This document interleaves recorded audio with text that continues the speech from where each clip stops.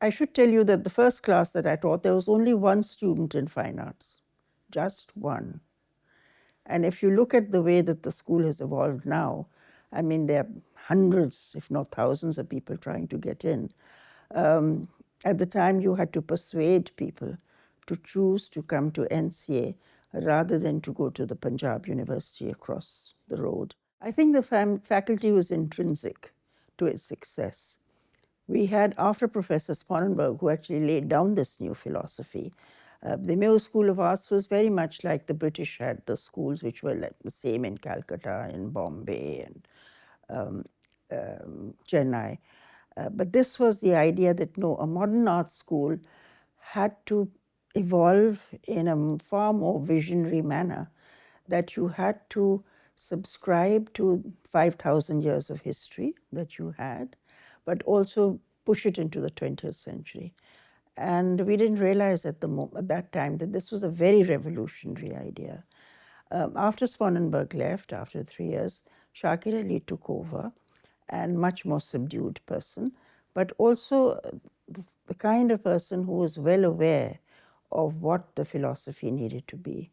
And though he had a much more gentle and laid-back attitude, but he also saw that some of the younger people who had graduated from there, people like Nayyar Ali Dada and Zuhur al-Akhlaq and Ahmad Khan, they would be really the spine of this institution. And therefore, they joined the institution as teachers. Nayyar later left and became a professional. Even though their own personalities and their practices were very different to one another, but the spirit of tolerance and live and let live is something that NCA evolved. It was sometimes very, very difficult, especially as Pakistan's political history, its ups and downs reflected in the institution. But once it became a federal institution under Mr. Bhutto, then we got students from all over Pakistan, and that gave it a new flavor. When I joined, we still had a place called East Pakistan, and we had students from there. Today, when one looks back at those links, they remain with one as very cherished memories. Bashirul Haq, who was a year ahead of me, he became one of the most well-known and influential architects in Bangladesh. So these relationships were there. I think people forget that somebody like Zainul Abidin, the absolutely revered, master, as they call him in Bangladesh, he was on the board of governors of NCA. He was also an examiner. He was the person who set up the fine arts department in Peshawar University.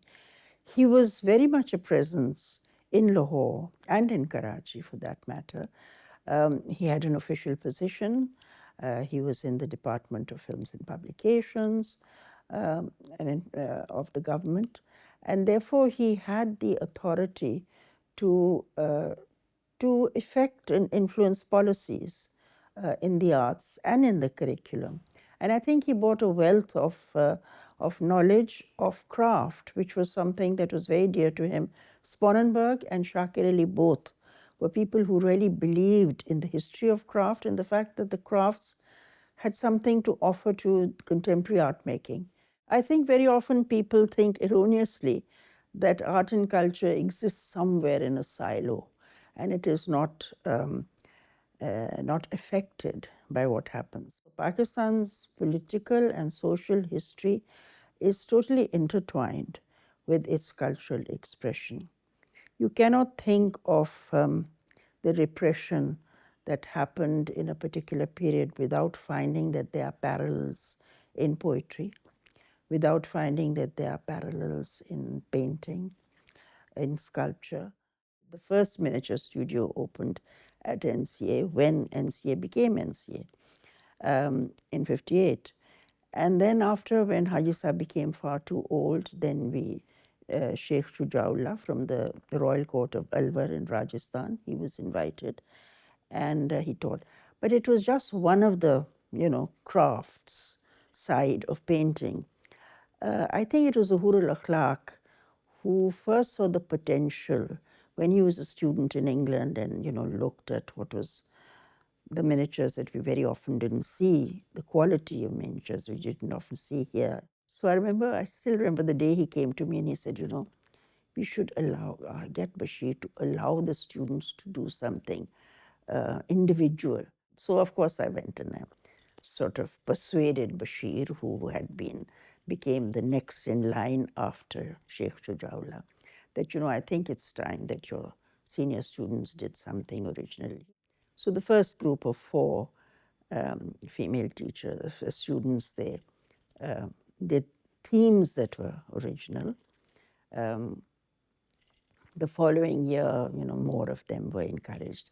And then we really took off. And I think it was the fact that they also took a class in sort of the contemporary studio that enticed them to see the miniature studio as a possible space in which some of the things they were hearing and talking about in the contemporary museum, contemporary studio, to make some inroads. And it was, Shazia Sikandar and Nusra Latif Qureshi, and then eventually Imran Qureshi, and so on, who were able to really connect what they saw as contemporary practice to the rigors of something that was more traditional and had come after centuries of learning how to make images. I was in miniature painting department, but I used to go in painting studios, printmaking, and seeing what they are doing, because my teacher was Bashir Ahmed, and he was a very traditionalist. So he had a totally different approach. Whereas painting has Zahurul Ikhlaq, Salima, Hashmi, Quddus, Mirza, totally different scenario. So that Bashir Sahab was more into very strict. He was quite strict and disciplined about following the traditional rules of making a miniature painting, and he has his own idea about it. And he used to say that you can do other things later when you graduate, you finish your studies, but right now you have to follow and do copy work in a certain way. He has totally different ideas. Like he used to say to us that there's no miniature painting without a figure. So the figure is very essential for a miniature painting. So at that time, I was always not agreeing with him what he was saying, but in a respect, I was agreeing with him also and following what he was doing. But later I realized that so many of his things, which we thought that they are not appropriate, but I found that those were very important at that stage. Because learning traditional technique with these details was something which made me a certain kind of confidence in my own art practice. Even when I was going against the tradition of miniature or doing experimentation, changing the scale, crossing the boundaries of a traditional genre of miniature painting. When I started working independently after graduation, when I was a student, Shazia Sikandar was 1 year senior to me. I mean, her thesis was really talk of the town at that time, that everybody was talking about it, looking at modern images and these things in one scroll-like painting. But then when I was looking at it, there were so many other examples in the past as well. Especially there was this Masood Khan, I think. He made a miniature of Haji Sharif or Sheikh Shuja sitting in his studio and making a painting. So he made a miniature of his own ustad. And I think that was very appropriate, good example for as a contemporary miniature painting. But then there is a portrait of Qaid-e-Azam, Muhammad Ali Jinnah, in the library of National College of Arts. It's a beautiful portrait of Jinnah, very political painting done by Haji Sharif. I think probably that's the first example for contemporary miniature painting movement. So I was looking at this idea that what contemporary miniature painting is all about, and I was trying different ways of getting the answer of this statement. So I was doing experimentation with different materials, juxtaposing old historic images into a new way, saying new things about the current political situation around me or in the country. But then I was thinking maybe it's not about this, it's something else. Slowly, the boundary of miniature painting was disappearing from my art practice, and it's getting more free on the surface, all the elements, all the images. I never see any time period where I was not teaching and making my work. So the teaching is part of my, like it's been ages now, and more than probably since 1994 I've been teaching. So it's 30 years now. We learned within our studios, but I learned a lot from the city of Lahore as well, going into Shalmi market and Anarkali Bazaar all the time and finding your materials. It's a totally different exposure, which you can't have anywhere else. I don't think so. When I came here to NCA, the Zia's time period was over, and this was Benazir Bhutto's government. So, but we still listening stories of their time period. There were a lot of activism, and it's still, I mean, people are involved in so many activism and these things. If you name, you know the Lala Rukh, she was very much, I mean, into it. As a student, we used to, I remember that she was always on the Charing Cross with some demonstration. And in hostel, we were talking about that we saw her with the police is after her and she's climbing the bus and these things. So I have these memories. There was no one in my family who was in any way remotely inclined to visual art, except a distant relative. Her name is Mirza. I used to end up at her studio. I still have these memories of her painting, and I was a child looking. So I did continue, and I think that was something I realized was the best 4 years of my life. So I went to NCA as a first year student. I was so surprised that one morning, when I was sitting at the canteen, I saw a principal, my principal, who did my interview, sitting with students and having tea. I say, what kind of college is this? So I think that this feeling of being part of a larger family, being the same person, being from the same tribe, because we are from the same profession as well. So there is no barrier. So there was, again, I think that age was also so politically motivated, ideologically driven. So students were talking about subjects which are not possible to discuss outside, about religion, about state, about power, about everything. I think this kind of political awareness and about revolution, which seems now as a kind of a romantic notion. I'm not really romanticizing it. I'm just like kind of looking at it in an objective way, that it gave us something more to think about when we are making art. We are not just really making art. So, and primarily it was a period of Ziaul Huq's regime, which has affected. So, NCA at that time was a kind of an island of survival, freedom. So, you can do whatever you want to do, you can paint whatever you want to paint. There were restrictions outside, and you can dress the way you want to dress. So I think that kind of a freedom, and you can work till what time you want to work at the studio, because it was something which made us enjoy the freedom of thought, freedom of work, freedom of act. I always say that I learned as a student from NCA, but compared to that, I learned a lot being a teacher for my students. Then I think the interesting thing about NCA was, and which is about other institution also, Pakistan is a very saturated society.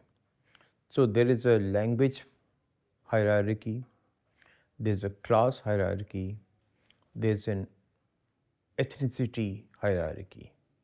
And that has nothing to do with random or fate, it has to do with money, it has to do opportunities, it has to do many things. So when students come to NCA or to any art school, they have their barriers, they have their differences, they have their complexes, and they have their pride or something kind of privileges. But over the 4 years of teaching, they become the same. Zahurul Akhlaq, actually, he never taught me formally in any class. He was around, he was the head of department. But I still, like, we used to discuss sometime casually. He used to come into our studio, sit and say something or that or comment. And I suppose when I was doing my thesis, I was hugely inspired from his work. I, in fact, because at that time he was using miniature painting in his work, so I was also doing it, and I was almost like kind of working in a similar kind of language. So, but I think he was an incredible artist, an incredible person as well, because he was so accessible and he was so open. And there is a kind of a concept about him that he was not very vocal, but I think he was vocal whenever he wanted to say something, when it was necessary. I remember, like, during our crits, he used to make comment, and very intelligent and very precise, and I think I learned a lot from him. And I think majority of Pakistani artists who are his students still owe their ideas, their styles, their early learning from him. And I think he's kind of an iconic painter. You know, in a play, there's a major actor and they're like kind of a small roles. So a major actor cannot perform unless there is other actors. But when you go back, you remember, you recall that major actor, we can say hero or whatever, lead actor. So Zahur Akhlaq was this major actor. I feel that a teacher may not be there after you graduate, but if his or her influence or thought or ideas are still with you, I think that's a kind of a great thing about him. First of all, the initial fear was about uncertainty. I thought I took it up art as a hobby, and perhaps I'll have to do something else for my livelihood later on. So the series of being in doubts led to becoming a little bit more sure about it towards the end, and especially when I was able to interact with people like Zohar Akhlaq, Quddus Mirza, Salima, Hashmi, Nazishita, Lala Rukh. They heavily influenced my worldview and how I approach my art practice. Zahur has been a major influence in the sense that I found his way of approaching ideas and art as a third way. Often he's considered by few people responsible for neo-miniature movement or a traditionalist. That is not my understanding of my interaction with him. If that was the case, he would not be painting those large canvases. He was interested in truly the real essence beneath the surface, and he wasn't dogmatic about the idea of tradition. He wasn't looking at tradition as a revivalist, but he was perhaps looking at certain problematics to do with two-dimensionality as an act of reclaiming it from the post-war painting, as opposed to emulating it. So it's a much more complex way. I think that's where I learned in my practice that one doesn't have to find refuge in the stylistic conventions of the past or romance of the past, or one doesn't even have to follow into the footsteps of the developed, because you will always be following behind. So I think one can think afresh with the past, present, and future at your disposal, and find new trajectories and new legacies. And that's something I think I learned primarily from Zuhur and also in many ways from Quddus Mirza. So there was this exhibition that Quddus Mirza was curating around 2001 and 2002. And it was more like a survey exhibition to bring together new miniature painting practices from the last decade or so.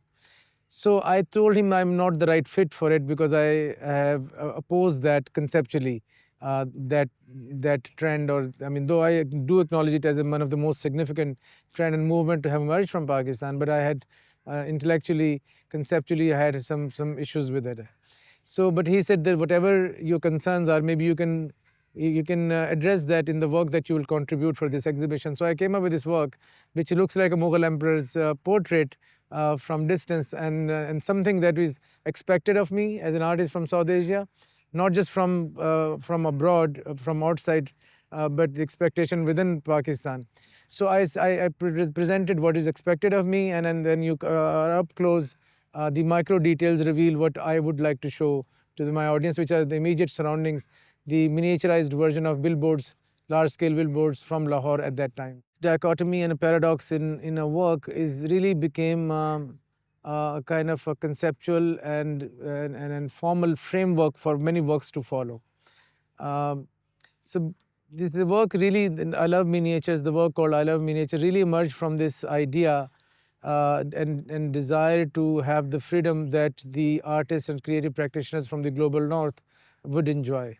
For instance, if you were born in Amsterdam, the expectation is not that I would produce works similar to that of Rembrandt or Van Gogh.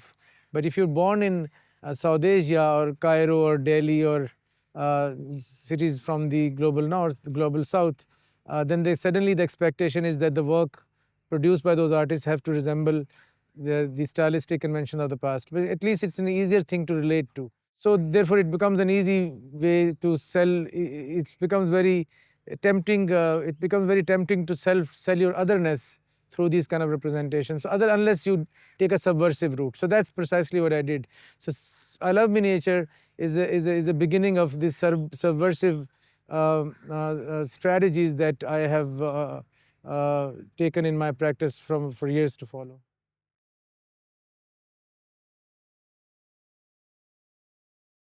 After graduating from Hyderabad, I worked for a year and then migrated to Pakistan. I came here in 1968, joined a firm of architects who were very well known at that time and perhaps the largest firm, and worked with them for about 3.5 years and then left them and started on my own. And this was the worst time that one can imagine. This was immediately after Bangladesh was formed, 1971. The profession in the 1970s and 1980s was very different to what it is today. You had very few architectural firms because architectural education in a formal way started only in the mid-70s or early 70s in Pakistan. The Indus Valley story is very interesting. It was way back in 1988 when a group of architects and their spouses went to attend the Asian Congress of Architects in Korea. So in Seoul, we had Arshad Abdullah, Shahid Abdullah, myself, Noorjehan, and Shama Usman. And the only English channel showed Pakistan in a very, very negative way. So there we sat down and thought of what we can, as educated people, do to help the situation, the violence and this and that, the other. At the same time, as part of our program, we visited a school of architecture in Seoul, and we were very impressed by that. So these two sort of got together and we said, this is something we can do. We can at least contribute to our profession make architectural education sort of uplift or improve architectural education. And at the same time, Noorjehan was also independently thinking of putting up a school of fine arts. And this was with Imran Mir. Then Zahur, at that time, Zahur Clark, he was the one who had advised. He said, why are you thinking of, helping other institutions? Why don't you start with something on your own? So we put that together, and when we came back, we brought in Shahnaz Ismail, Shahid Sajjad, and of course Imran Mir and Nigat. Then a friend of ours, he found out and he sort of said, I have a place here which was a nursing school, and said that's going to be vacating. So why don't you take that over? In the meantime, we started looking at land. So we had some money in our pocket, and then we went and purchased this plot. This was in 1992, 1991, when we purchased this plot, and 1992 was the ground breaking. I had been to National Institute of Design in Ahmedabad, but I had spent very little time. I didn't know that much about the institution. So I was back there. The back of my mind, I knew about National Institute of Design till a gentleman walked in one day, and he was Ashok Chatterjee, who was visiting from NID, and he was in Pakistan, and he came to see a place which had just kind of opened at that time.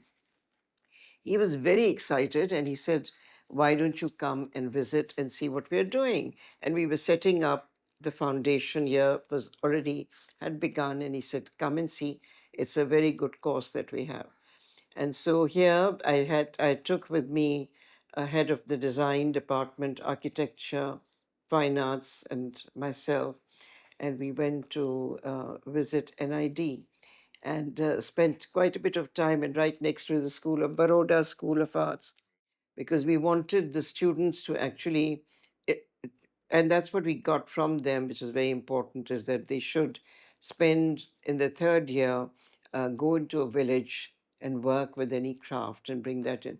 Because our philosophy was exactly that, start looking, how do we differ from the others? We'll start looking at your indigenous solutions and look for your solutions to all your thing, which is more local, and work your problems that way, and be more aware of your heritage and your surroundings. Work with that. In the meantime, the three of us had conducted sort of not a workshop, but invited 12 prominent architects of the city to come and help us develop a program for the school. Shahid calls me and said, if you're not doing anything, I'll just come and pick you up. And then he takes me to this Nasarwanji building, which was in Kharadar. And he said, this building, can we have a school? So I said, you're talking nonsense. It's in the heart of the city. There's no parking here. There's no, I mean, what will you? So no. We'll take this building to the campus. He said, no. We'll do that stone by stone. And we did over the next 4 years, 5 years, reconstruct stone by stone the entire Nasranji building.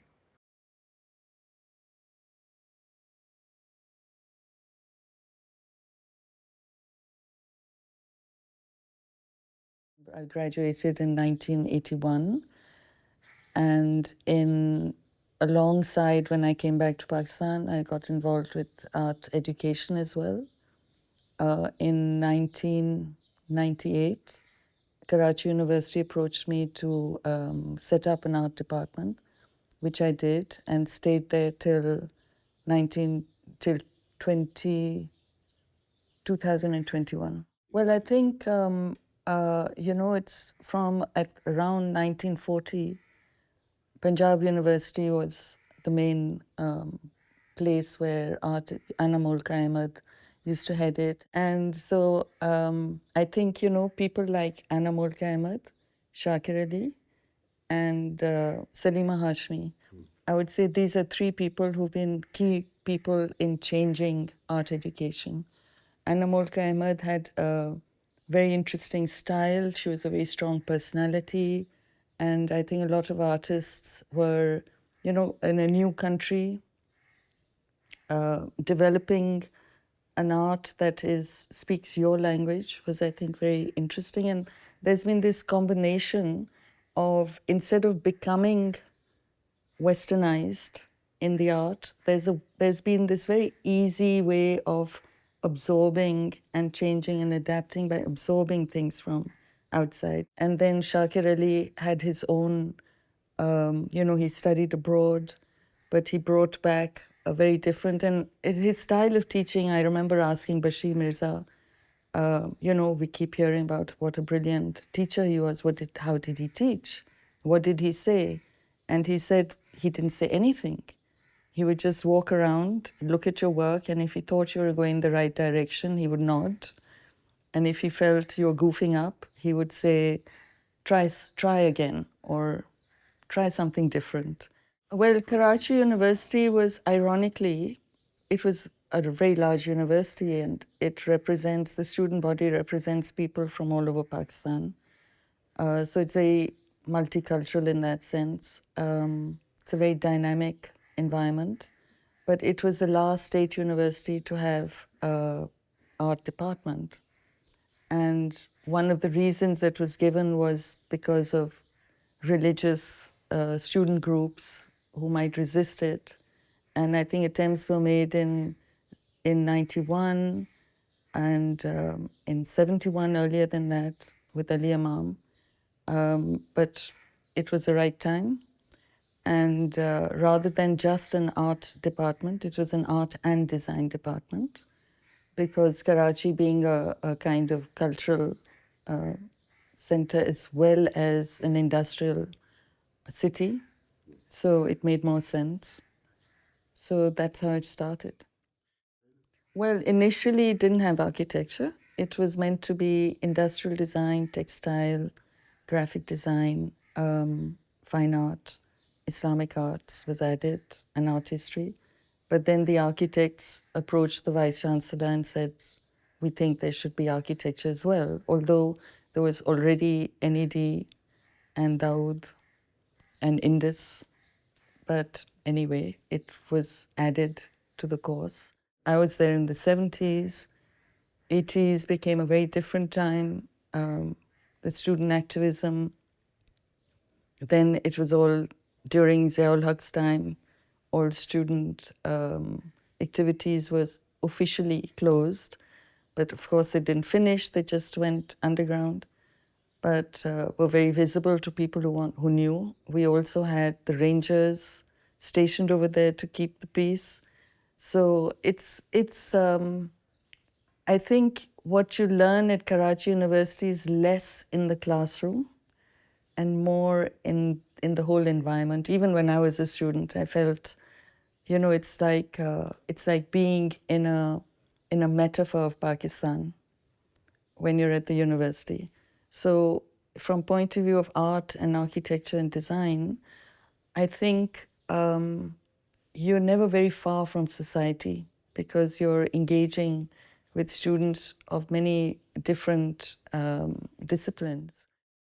And, you know, so NCA has a lot of dialogue with art history, and Karachi School of Art has a lot of texture and things on the surface and noisy kind of look. And Punjab University has this distance, you know, a lot of foreground. You're sort of observing from that safe space. And then Karachi and Indus Valley has a self-reflective kind of work. And then Karachi University has always linked somehow with social issues, because they're never far from social issues. And so I think for me, if there's one thing I learned about teaching, it was that the best way of teaching is to not teach, because you interfere. So I think you enable, because the moment you teach, you're sort of shutting doors instead of opening doors. So I've always felt, and I've always encouraged other teachers to do that, hold back, don't dictate. I've come across places where a really nice drawing and they said, sorry, this, drawing is not accurate. And I say, yes, but does it say something? If it says something, who cares about accuracy? Drawing has its own power. If the power is in the line and in expressing it. So I feel if I was ever to start an art education institution again, I would just not put it in a university. I think it has to be a lot more organic. Well, Karachi is one of those cities that is a very layered city. It's a sort of layering of networks, that exist horizontally. So Karachi is something else to other people. Every group has a different vision of Karachi. And for me, of course, it's like a sculptor's paradise, because for me, the Karachi is not the shopping malls and the restaurants. It's the wholesale markets. It's the making of things.